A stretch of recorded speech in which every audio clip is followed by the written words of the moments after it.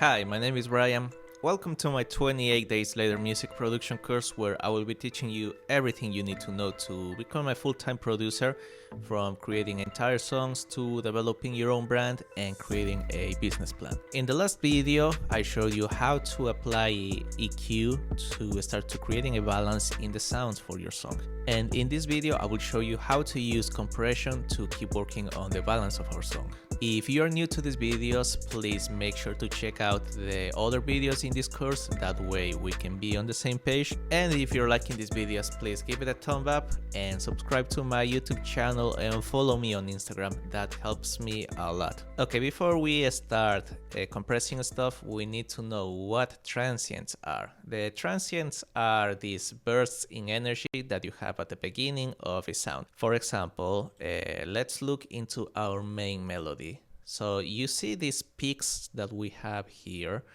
Those are the transients of this sound. The problem with these transients are that it may trick your brain into thinking that a sound is louder than it actually is. So what we want to do here is create a balance in the overall sound, whether it's this quietest part of the sound and the highest part of the sound. And for that, I'm gonna use a compression. Let's load a compressor by going to our browser, compressor, and drag a compressor into the track. Now let's go back to our session view and let's solo our main melody. I'm gonna explain you the basic controls in every compressor. The first thing will be the threshold. The threshold is like the ceiling for the sound. You can tell your compressor every frequency that goes above this threshold is gonna be compressed. Since we want to bring everything to the range of -6 dB, let's set our threshold to -6 dB. The next control will be the ratio, and this determines pretty much how aggressive your compression is. A normal range will be like between 1.75 to 6 to 1. And the next thing will be the attack of the compressor. This tells me how fast do I want my compressor to start acting. In this case, I want to get rid of those peaks in sound, so I'm gonna set up a really fast attack here. The release is how long the compressor will take to just stop working on the sound. In this case, since I just want to get rid of the peaks of the initial transients, then I'm just gonna set up a really fast release as well. Before we move on, this particular compressor in Ableton comes with this makeup control. So I like to turn this off because it will make your sound louder. And it's a really common mistake when you are compressing to think that because a sound is louder, it sounds better, but that's not the case. What we want to do with compression is that the signal that comes in is peaking at the same level as the signal that comes out. Let me show you what I mean.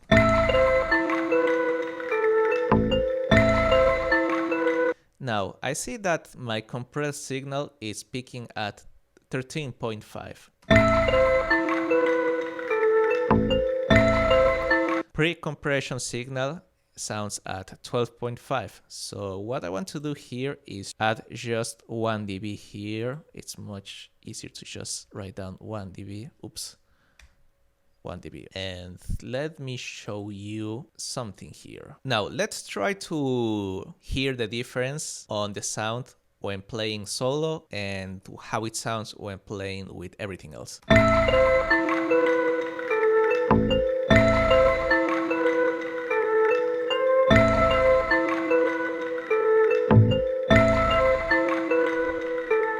I don't know about you, but for me, when playing this solo, it's kind of hard to tell what's the difference between the compressed versus the uncompressed signal. But now, check out what happens when we compare it with everything else.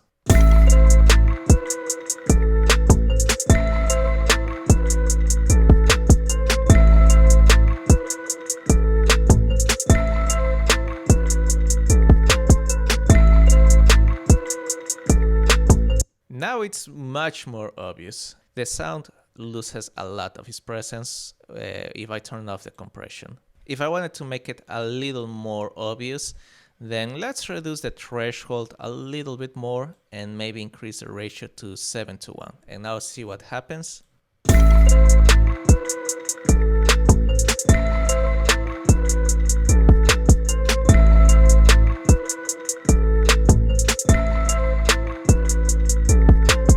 It sounds more present. It sounds loudest, even though the sound is not loudest. It's picking at the exact same level than the uncompressed signal. So this is what ideally we want to accomplish with compression. Not make the sound loudest, but make it more balanced. But you need to learn to identify when and why do you need compression. The next sound that I want to fix is the egg for a really similar reason than the melody. We have a really loud note and then the other notes become much quieter. What I want to do here is just try to create the balance. The right way to solve this kind of issue would be to just go back to the project and change the volume in the notes. Obviously there was one note here that went much louder than the other, but this is not a project I'm intending to release for commercial purposes. I'm creating this just for the sake of this tutorial. So instead I want to show you how to fix with compressor, because you might be in a situation where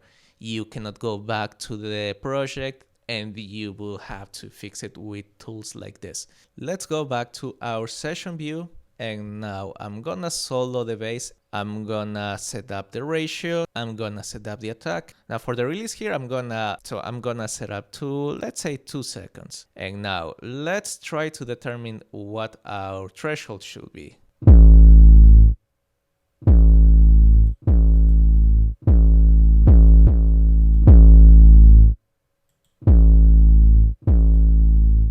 The loudest note is peaking at around -5, -6. The quietest parts are peaking at from -15 to -19. So I'm gonna go ahead and just reduce this all the way down to, let's say, -16. I'm gonna turn off the makeup and now let's see what happens.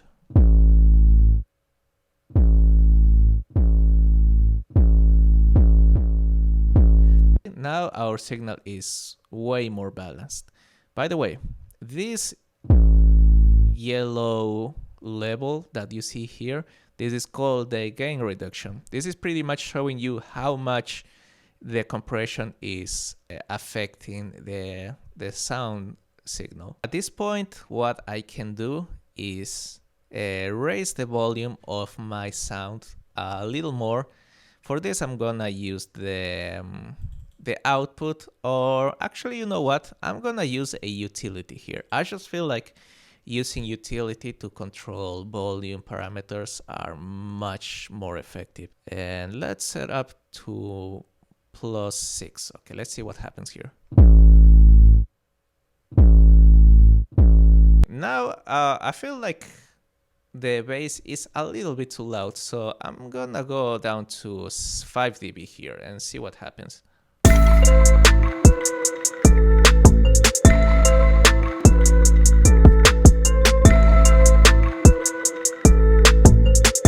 I like how it sounds right now. To finish this video, I want to show you really quick something that is called a bus compression, which is compressing a group of tracks. Let's go to compressor. Okay, and let's drag this to the melody bus. Now, what I want to accomplish here is not to reduce the peaks of all the tracks that are in my melody bus, but rather try to make them sound more cohesive. So the next thing will be just to play the sound in solo. And I'm gonna reduce the threshold until I see some response from the gain reduction.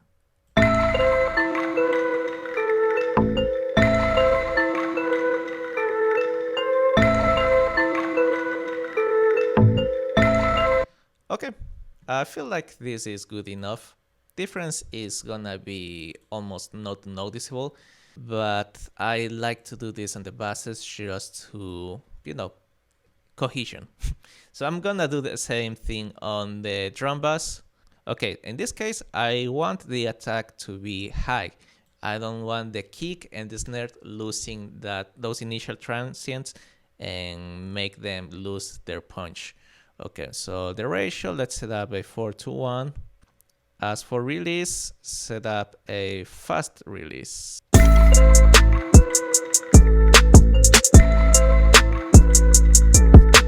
Now you see the sound became way louder. That was because of the makeup. If we turn off the makeup,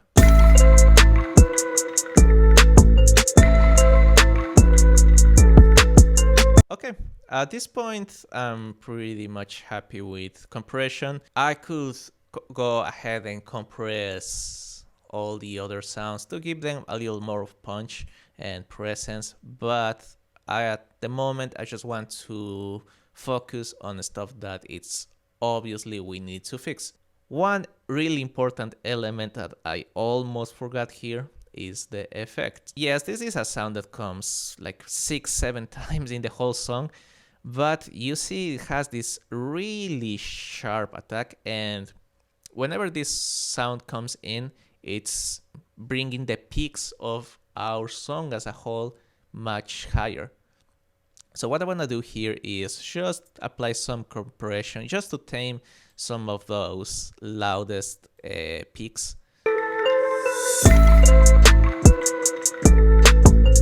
Thank you so much for watching this video. I hope you learned a lot from this video. And remember, if you are enjoying this content, please give it a thumbs up and subscribe to my YouTube channel and follow me on Instagram. That helps me a lot and hopefully it will help you too. If you have any questions, feel free to ask in the comments and I'll see you in the next one.